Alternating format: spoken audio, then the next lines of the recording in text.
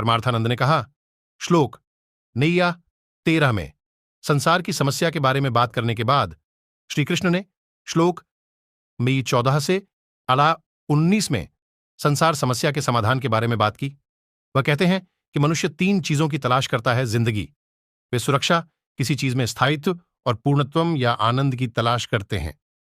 परंतु मनुष्य ये नहीं जानते कि यह तीनों चीज क्योंकि सुख पूर्णत्व की अभिव्यक्ति है, इसलिए केवल पूर्ण वास्तु ही आनंद दे सकता है। अपूर्ण वास्तु आनंद या तृप्ति नहीं दे सकता। भले ही वह आनंद देता हुआ प्रतीत हो, यह केवल एक नकली आनंद है। यही कारण है कि जब कोई वास्तव में इसे प्राप्त करता है, किसी को कोई आनंद नहीं मिलता। और क्योंकि वह वास्तविक स्रोत को नहीं जानता है, वह दुनिया से इन भक्त ही है जो तीनों इच्छाओं को पूरा करता है। और इसलिए एक साधक का लक्ष्य ज्ञानी भक्त बनना है, और एक ज्ञानी भक्त जानता है कि इन 3 चीजों को प्राप्त करने के लिए कहां टैप करना है। वह कहते हैं, ज्ञानी भक्त बनने में समय लगेगा। ज्ञानी भक्ति बनने के लिए व्यक्ति को कई चरणों से गुजरना पड़ता है। शास्त्र कहते हैं, एक ज्ञानी भक्त बनने के लिए कई नियमास्थ है प्रकृत्या नियता स्वया। 7:20 नाना प्रकार की लालसाओं के कारण ज्ञान से वंचित होकर लोग अन्य देवताओं की शरण में जाते हैं। वे अपने जन्मजात स्वभाव से विवश होकर अन्य अनुशासन अपनाते हैं।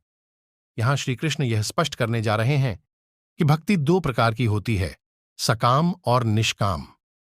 श्लोक मन्नारी 20:26 सकाम भक्ति से संबंधित हैं। यहां सीमित लक्ष्यों को पूरा करने के साधन के रूप में भक्ति का उपयोग कर रही है। अर्थ भौतिक संपदा का अधिग्रहण है और एक सीमित लक्ष्य है। काम इंद्रिय सुखों का अनुभव है और यह एक सीमित लक्ष्य भी है। धर्म का अर्थ है सभी प्रकार के पुण्य जो व्यक्ति को मृत्यु के बाद उच्च लोक में ले जाएंगे, भूलोक, भुवरलोक, सुवरलोक में। सीमित लक्ष्यों को पूरा करने के साधन के रूप में भक्ति का उपयोग कर रही है। अर्थ भौतिक संपदा का अधिग्रहण है और एक सीमित लक्ष्य है। काम इंद्रिय सुखों का अनुभव है और यह एक सीमित लक्ष्य भी है।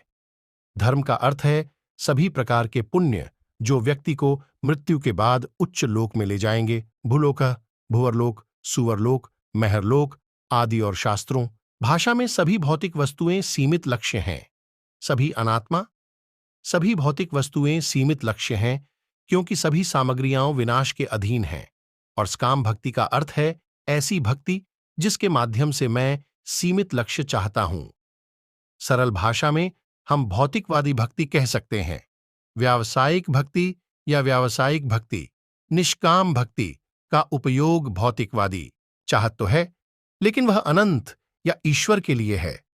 तो निष्काम भक्ति एक सकाम भक्ति है जिसमें एक व्यक्ति को धर्म, अर्थ या काम में कोई दिलचस्पी नहीं है, सीमित लक्ष्यों में कोई दिलचस्पी नहीं है, भौतिक लक्ष्यों में अब कोई दिलचस्पी नहीं, लेकिन उसकी रुचि अनंत में है। वह सुरक्षा, पूर्णता और स्थायित्व है। यह निष्काम भक्ति है। मुमुक्षु भक्ति, निष्क, गीता में श्री कृष्ण कहते हैं, वह अनंत मोक्ष का प्रतिनिधित्व करते हैं। अन्य सभी देवता सीमित लक्ष्यों का प्रतिनिधित्व करते हैं। व्यक्तिगत भगवान श्री कृष्ण सीमित हैं। एक उदाहरण देते हुए कहा कि झंडा छोटा है, लेकिन यह एक विशाल देश का प्रतीक है। और हमारे धर्म में कितने ही प्रतीक हैं, क्योंकि हमारे धर्म में देवी देवता तो अनगिनत हैं। राम भागवतम में विष्णु अनंत का प्रतिनिधित्व करते हैं। देवी पुराणम में देवी अनंत का प्रतिनिधित्व करती हैं, जबकि अन्य सीमित का प्रतिनिधित्व करती हैं। अनंत का आह्वान करने के लिए किसी भी देवता का उपयोग किया जा सकता है।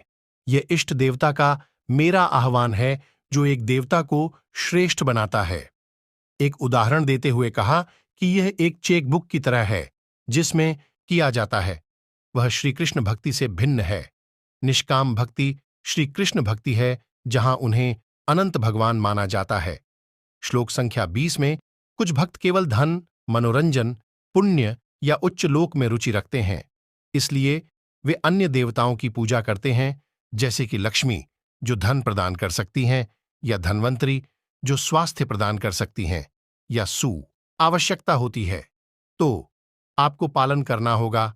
आहार नियम, नैवेद्य नियम, किस देवता को कौन सा नैवेद्य पसंद आएगा, कौन सी विशेष पोशाक आदि। सकाम भक्ति की यह इच्छा किसी व्यक्ति की रागा और द्वेषा के कारण होती है। तस्याचलम श्रद्धाम तामेव विद्धाम्यहम। 7.22 मैं प्रत्येक भक्त को अटल विश्वास देता हूं, जो विश्वास के साथ किसी भी दिव्य रूप अपनी पसंद का की पूजा करना चाहता है। शास्त्रों के वेदपूर्व भाग में सकाम भक्ति का विवरण बताया गया है। वे किस इच्छा को कौन से देवता पूर्ण करेंगे आदि का विवरण देते हैं। इस प्रकार रोग के लिए विष्णु धनवंतर अनुपात में लाभ देंगी। जितना ऊंचा विश्वास उतना अधिक लाभ। कोई विश्वास नहीं, कोई फायदा नहीं, और उसमें ईश्वर भक्ति भी सम्मिलित है। श्री कृष्ण कहते हैं, मैं उनकी इच्छाओं को पूरा करके उनकी भक्ति को पुष्ट करता हूं। इससे आस्था पुष्ट होती है और धर्म ग्रंथों का संदेश प्रसारित होता है। इस प्रकार मंदिर और स्वामी भी इच्छाओं को पूरा कर सकते। अन्य देवताओं को दी गई सभी पूजाएं भी श्री कृष्ण को जाती हैं, तो फलम भी श्री कृष्ण से आता है। वह पूजित देवता के माध्यम से फल देता है। मैं प्रत्येक देवता को आशीर्वाद देता हूं। अनंत भगवान को सीमित देवताओं को दी गई सभी पूजाएं प्राप्त होती हैं, और इसीलिए आप कोई भी अष्टोत्थारा अर्चना लीजिए, आप पाते हैं कि कुछ नाम सभी के लिए समान होंगे। अश 22 स्तय श्रद्धया युक्तस्तस्याराधनमीहते लभते च ततः कामान्मयैव विहितान हितम। 7:22 उस विश्वास से अभिभूत होकर वह उस रूप की पूजा की इच्छा रखता है। उस दिव्यता से वह अपनी इच्छाओं की वस्तुओं को सुरक्षित करता है, क्योंकि मैंने ही उनको ठहराया है। चूंकि एक अनंत भगवान एक विशेष देवता के माध्यम से भक्त की इच्छाओं को पूरा करता है, वह पर जप मंत्र देता है जिसकी ओर आपका मन आकर्षित हो।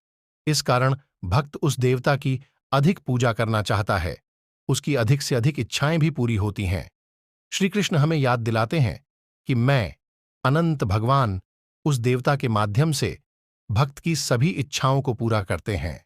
मैं सभी पूजाओं में परम और सभी इच्छाओं का परम दाता हूं। ले लेना मानवीय समस।